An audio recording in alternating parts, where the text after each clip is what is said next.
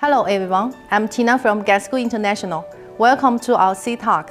Today we are very glad to have a conversation with Patrick KOLLER, CEO of FORVIA, as our guest.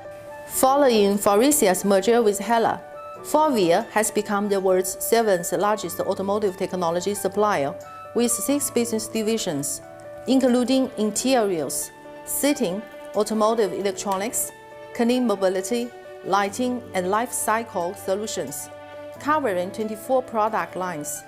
FORVIA is committed to becoming an innovative and integrated partner for global OEMs. Patrick KOLLER is currently the CEO of FORVIA Group.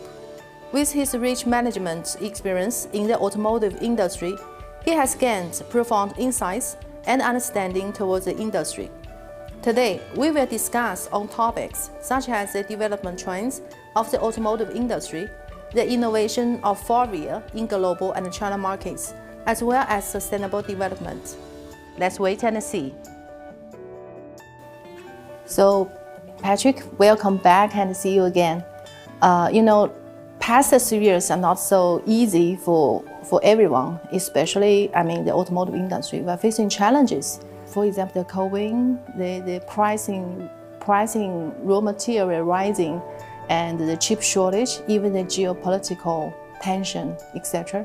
This has great effects on the automotive supply chain globally. So what's your point on this part? First, we have to differentiate what is hitting and hurting all the industries and what is specific to the automotive industry. Yeah? The shortage of semiconductors hurted many different industries and ours. The inflation is a reality for all the industrial players, not only the automotive industry. So we faced all these headwinds, but on the top of that, we have some specifics like the electrification, which is a huge transformation. But also, the electronic and software content, which is constantly raising and which soon will get to a new level of transformation with a centralized electronic architecture. You also have all what is related to CO2 reductions, and I'm not speaking about the powertrain, but all the other elements in the car. So it's a period of uncertainty which is lasting much longer than considering crisis we had in the past. But it's also, as usually, a time for opportunities. Yeah, you see the positive side, right? Let's talk about the supply chain. We always talking, the safety, the control of the supply chain, especially when you're facing those kind of uncertainty, lack of some parts, components, chips, whatever. So there is a trend that we see the supply chain become more localized. For example, China for China, Europe for Europe. How your company cope up with this trend? During the COVID, I think the different nations realized that they are very dependent on some others. But they are very dependent also because of decisions they took in the past. The very new fashionable word was sovereignty. Yeah. But I think that pretty quickly everybody realized that sovereignty is just not possible, because it would cost an absolute fortune and we might not have the human resources to face it. Yeah? So I believe that we will more capitalize on our strengths, on the sovereignty issues which are the most evident. When really our dependency is too high, we will make some investments to reduce this dependency.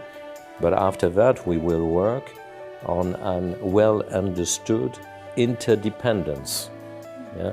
Using our strengths to have better exchanges with other regions on where we are less strong. And I think that this will happen in the years to come, so it's not happening overnight. Then, in the meantime, and this was the case for us before, we are Chinese for China. Yeah? Because not only we have to consider the supply chain risks, but we also have to consider the specificities in the different regions. Yeah. Yeah? But we also will have, and part of our supplies, which might be more opportunistic, and which will take into account weaknesses we might have for a period of time in another region in order to get the best cost possible. Yeah? So the supply issues we faced, we are considering it as a new crisis, but we had some in the past. We have forgotten that. Yeah? And when you look at the semiconductors, it's not the first time that we have issues with semiconductors. So this will improve. It has improved already. It will continue to improve with the launches of all the decided new capacities. Yeah. So lesson learned before, and just get used to more and more uncertainty. I think we need to, I think as you say it in China, uncertainty is the new normal, because the complexity is rising everywhere, and with the complexity you have, lower probabilities, and this, means uncertainty. And I also believe that one thing will hit us is all, the issues related to the global warming. Yeah? We will have more and more dramatic effects or events which are related to the climate. Yes. Especially personally, we can change the weather. Is so dynamic right now, much dynamic than we used to. Yeah, okay. Despite the external, we just mentioned some negative factors, but for your group, also achieved the digital growth last year. What's the driving for that growth? Several elements. First, we are very well aligned with the automotive megatrends. Yeah? So all what was related to electrification, we made a very good growth. It represented 40% of our order intake. Then you have electronic and software. It represented about 30% of our order intake. Then China. China is fast growing, and Asia globally is now producing more than 50% of the global volumes, which is important. We are also a very significant premium supplier. So when I say premium, it's premium OEMs. They are representing about 60% of our order intake. Yeah? So these are protecting us. These are the growth drivers, and we are aligned with the growth drivers. On the top of that, you have the revenue synergies with HELLA. We were able last year to have an order intake on these synergies of 1.8 billion, which is adding to the other elements. So I think this alignment is really protecting us. Okay. In terms of region, which region grows most fast, and which region you think has the most potentiality in future? I think very clearly North America and Europe are mature markets, and I think that both will probably vary around 17 million, and they will not climb to much more than this. 17 million is the level of automotive production which America had before the crisis, before the COVID. In Europe, it has structurally reduced. We will never go back to what we had prior to the crisis. Yeah? And the remaining one, which is growing, is Asia. Yeah? Asia with, again, more than 50%, and with China, which is currently at about 23 million vehicles, and which has a potential to grow to 30 million vehicles. Okay. Now for the FORVIA, cover a wide range of products. Do you have any focus in certain fields?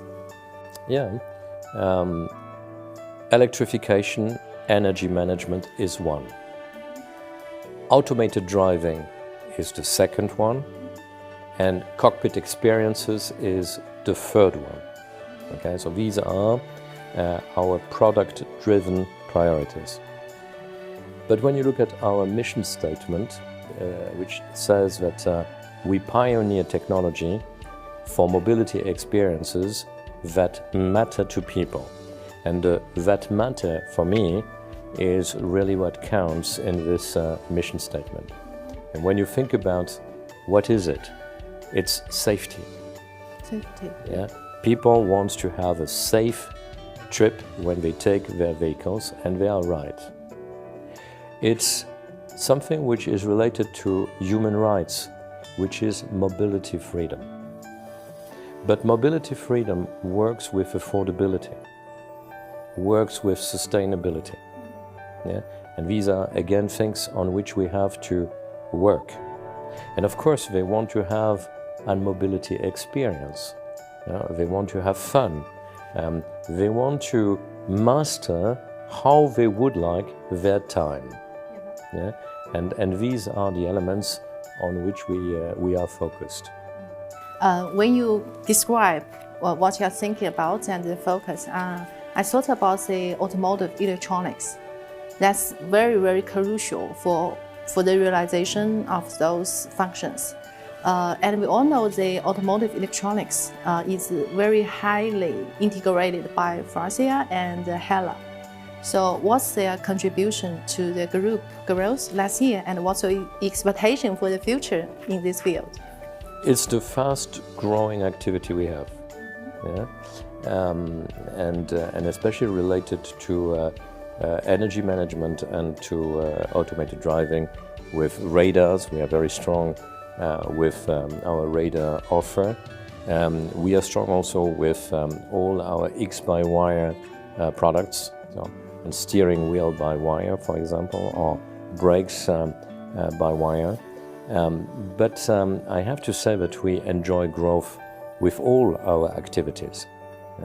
When you look at lighting, lighting which is contributing to safety is also getting transformed.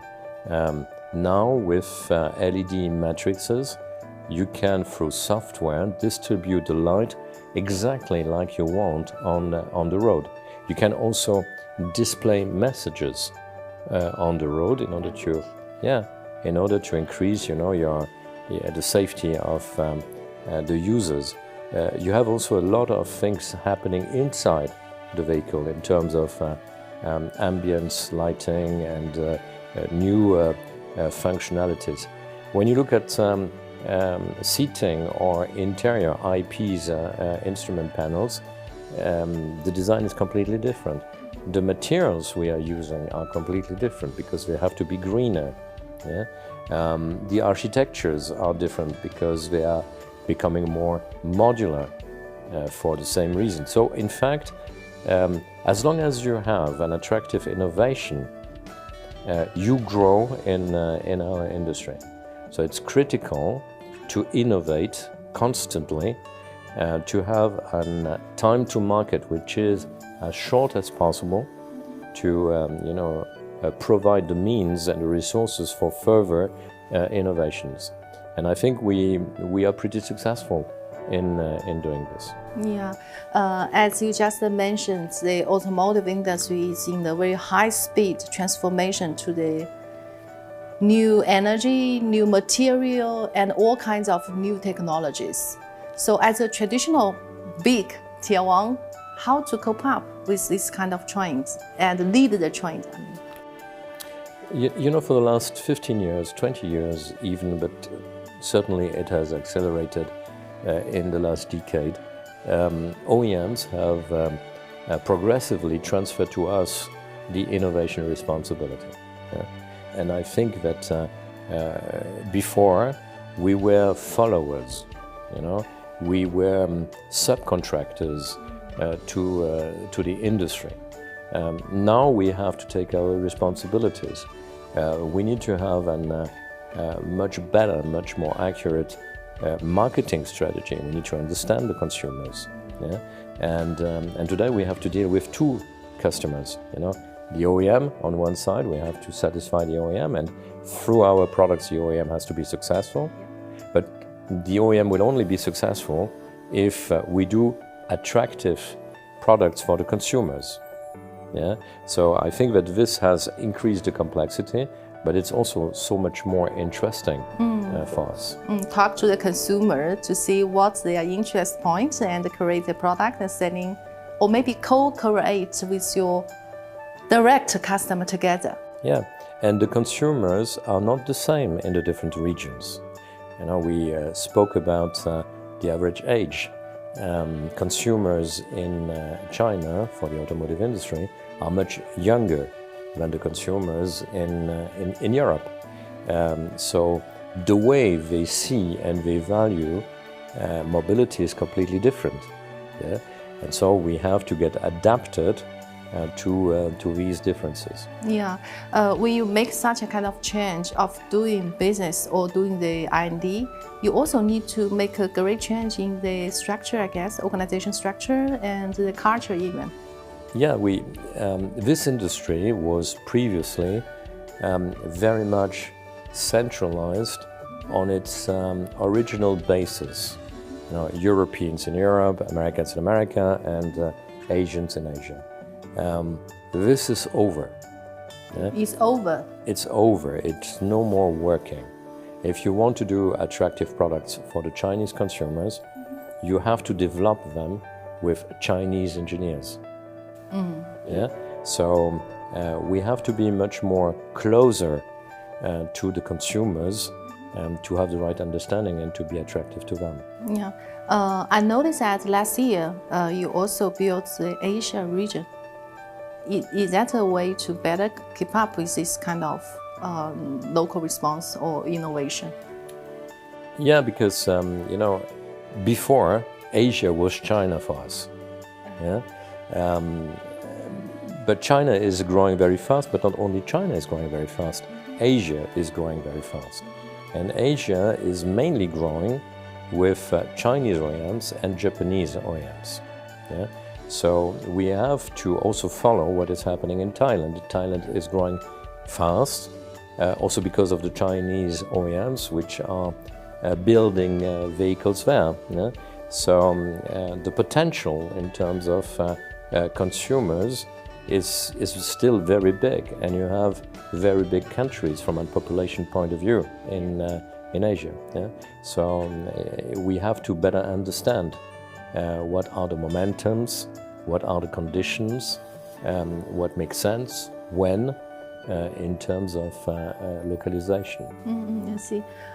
Since 2017, we see that FORVIA is very active in the M&A. Is that a very high efficient way for a traditional company to do their transformation to enter a new field? What's your comments on that? I think that to grow organically in electronics and software is very complicated. Yeah? Because methodologies, program management, skills are different in the different métiers. So you need to acquire quickly and critical mass to exist and to be able to do, you know, your own innovation and to become a real actor on the market and not a follower. Yeah? So we did M&A because we were subcritical in electronics. Now what I believe in terms of innovation, you have to use all possible innovation means, and you have to organize them into an ecosystem. So you are using startups when we have very interesting technologies. You are using academics. You are using communities even, you know, to help you to define the good ideas. And of course, you are using your own resources. But it's the smart combination which will give you the right effectiveness. So leverage all kinds of resources as you can to strengthen the capability of the company. Yeah, and you have to be humble enough to understand that alone it will be much more difficult than together.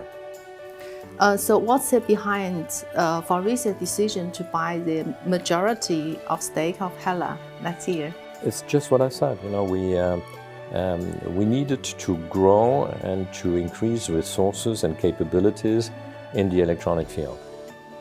So, a pure electronic player is very rare, yeah?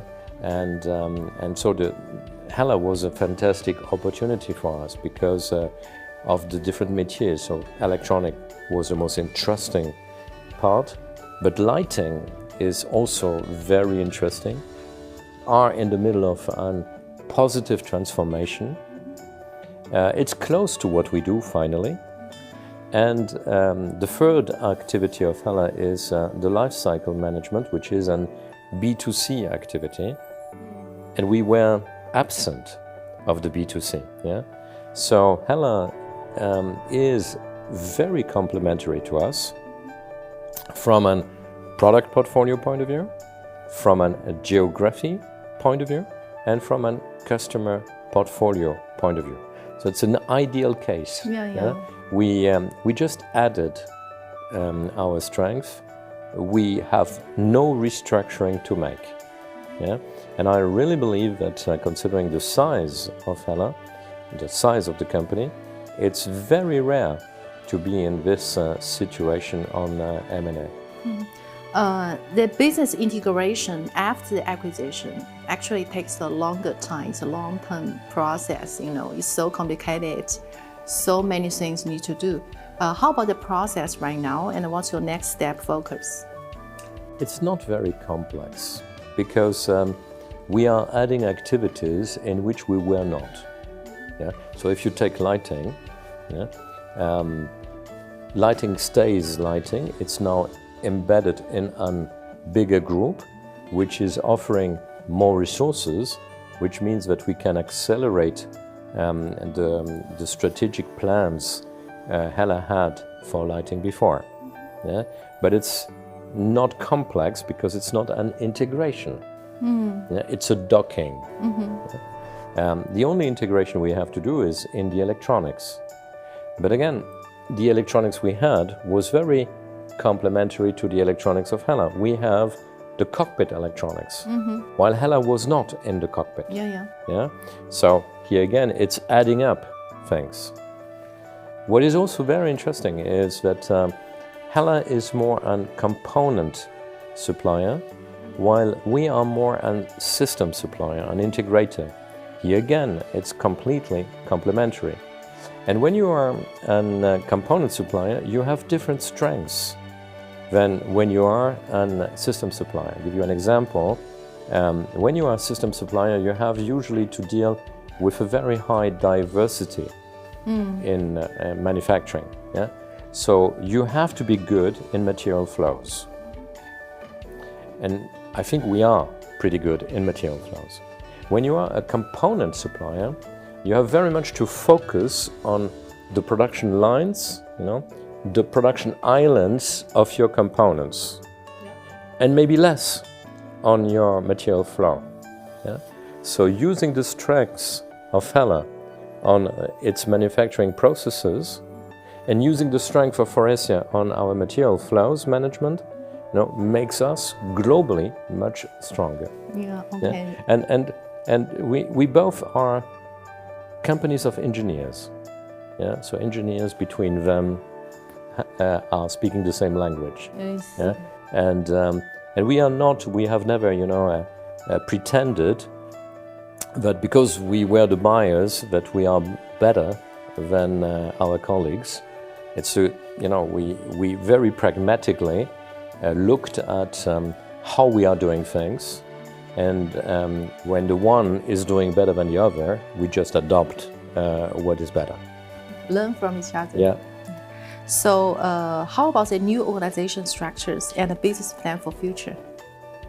the organization is now stabilized. Yeah. As I said, we will probably further decentralize our organization. We will give more autonomy to the different regions. Yeah? We will have to better balance our resources versus the regional growth potential and production capacity. Yeah. If we're looking forward for, let's say, 5 years, what's your expectation for that, for the whole group? Today,